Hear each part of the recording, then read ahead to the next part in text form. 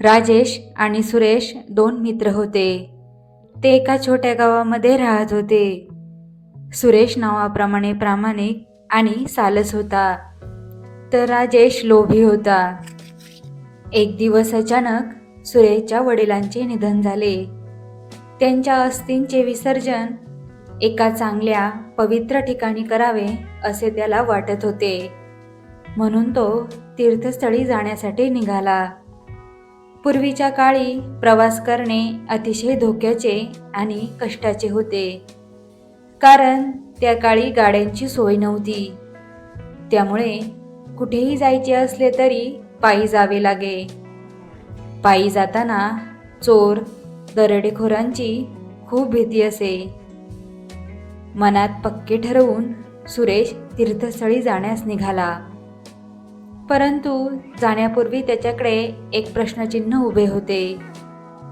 मृत्यूपूर्वी सुरेशच्या वडिलांनी त्याला 2 मोठे सुंदर मोती बक्षीस दिले होते. ते 2 मोती सुरेशला खूप प्रिय होते.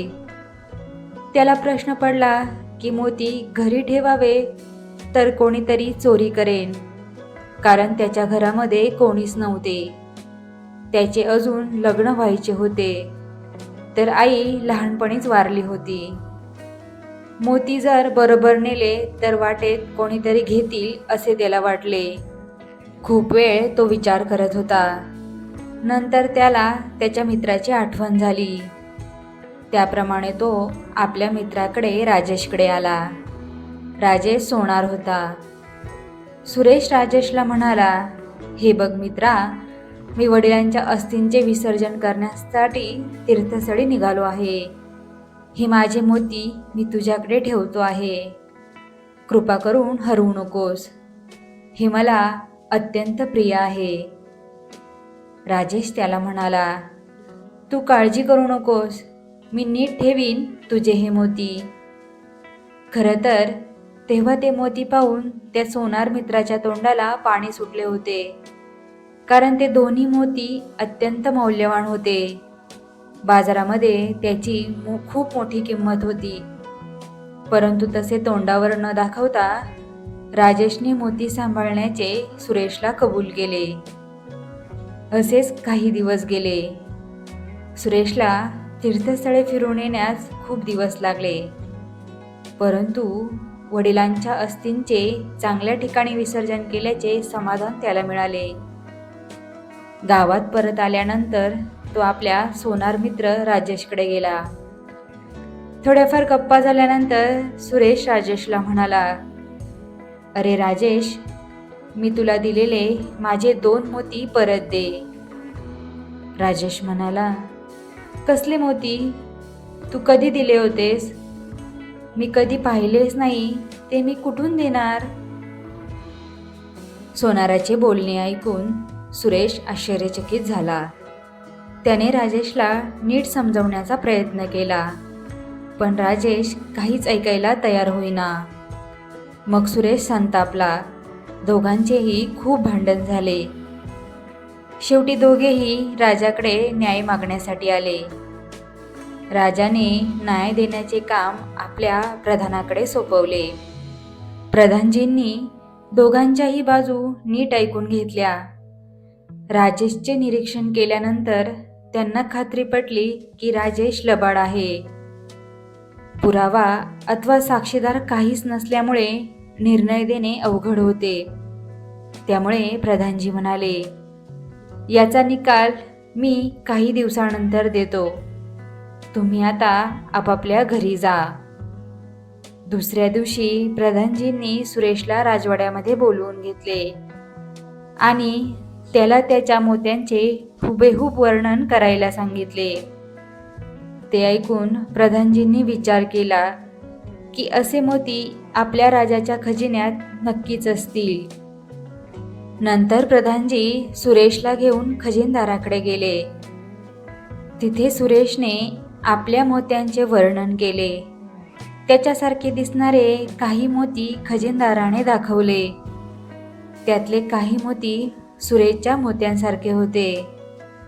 मग प्रधानजींनी सुरेशने दाखवलेल्या मोत्यांसारखे 98 मोती द्यायला सांगितले. खजिनदारांनी प्रधानजींना 98 मोती दिले.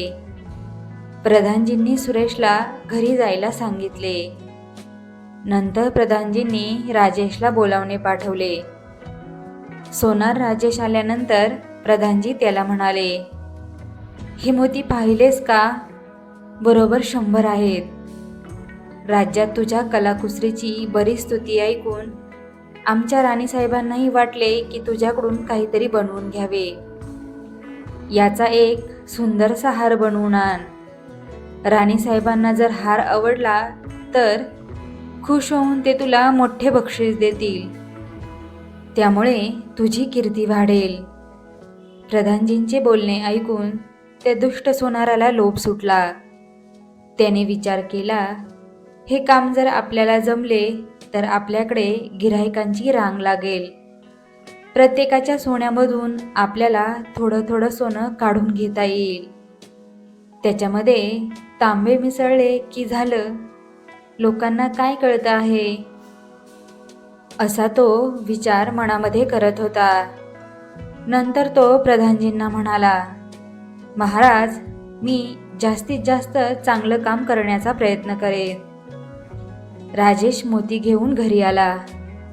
घरी आल्यानंतर त्याने मोती मोजून पाहिले तर मोती फक्त 98 होते. राजेशला काहीच कळेना आता काय करावे. मोती कमी आहेत असे जाऊन म्हणावे तर प्रधानजी चिडतील आणि आपल्याला शिक्षा करतील. खूप वेळ तो विचार करत होता.